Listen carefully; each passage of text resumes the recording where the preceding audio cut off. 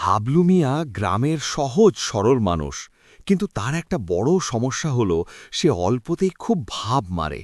সম্প্রতি তার ভাগ্নে শহর থেকে ঘুরে আসার পর হাবলু মিয়ার মাথায় ভূত চেপেছে, সে ইংরেজি শিখবে। তার ধারণা ইংরেজি বলতে পারলে গ্রামে তার সম্মান রকেট গতিতে বেড়ে যাবে। সে তার ভাগ্নেকে বলল, ভাগ্নে, আমাকে এমন ৩টে ইংরেজি শব্দ শিখিয়ে দে যা বললে সব জায়গায় কাজ চলে যাবে।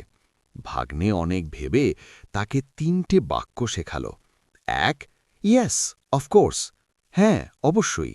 ২, নো প্রবলেম, কোনো সমস্যা নেই। ৩, ভেরি গুড, খুব ভালো। হাবলু মিয়া সারা রাত এই ৩ বাক্য মুখস্থ করল।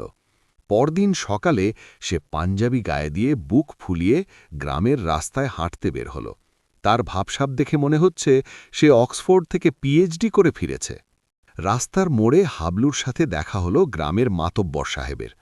মাতব্বর সাহেব জিজ্ঞেস করলেন, কি হে হাবলু, শুনলাম তুমি নাকি ইংরেজি শিখছ, তা কথাটা কি সত্যি?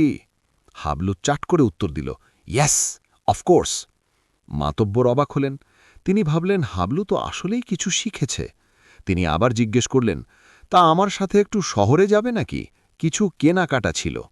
হাবলু দাঁত বের করে হাসি মুখে বলল, নো প্রবলেম। মাতব্বর খুশি হয়ে বললেন, সাব্বাস, তোমার এই উন্নতি দেখে আমার খুব ভালো লাগছে। হাবলু তৃতীয় তাসের টেক্কা মারল, ভেরি গুড। মাতব্বর সাহেব তো থতমত খেয়ে চলে গেলেন। হাবলু মনে মনে ভাবল, ইংরেজি তো পানির মতো সহজ, আজ পুরো গ্রাম কাঁপিয়ে দেব। একটু দূরে যেতেই হাবলু দেখল বনের ধারের রাস্তায় মানুষের জটলা।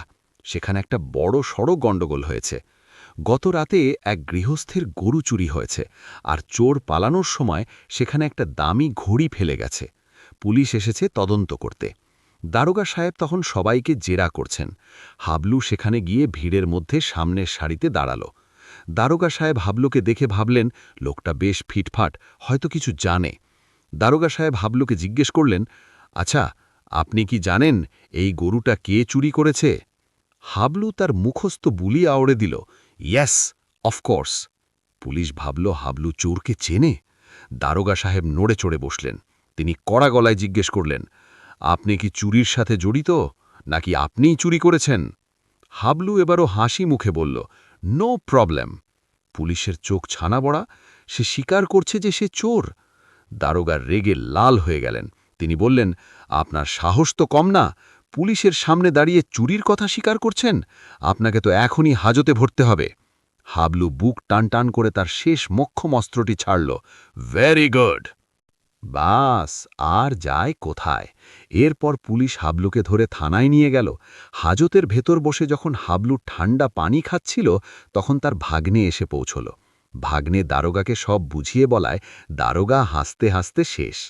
পরদিন যখন হাবলু ছাড়া পেল, গ্রামবাসী তাকে জিজ্ঞেস করল, কি হাবলু মিয়া, ইংরেজি শিক্ষার কতদূর? হাবলু কান ধরে বলল, ভাইরে, ইংরেজি খুব খতরনাক জিনিস। ইয়েস বললে জেল হয়, আর ভেরি গুড বললে পিটুনি জোটে। আমি বাপু বাংলা নিয়েই ভালো আছি। গল্পের শিক্ষা, না জেনে কোনো কিছু নিয়ে বেশি পণ্ডিতি করতে নেই, বিশেষ করে সেটা যদি বিদেশি ভাষা হয়।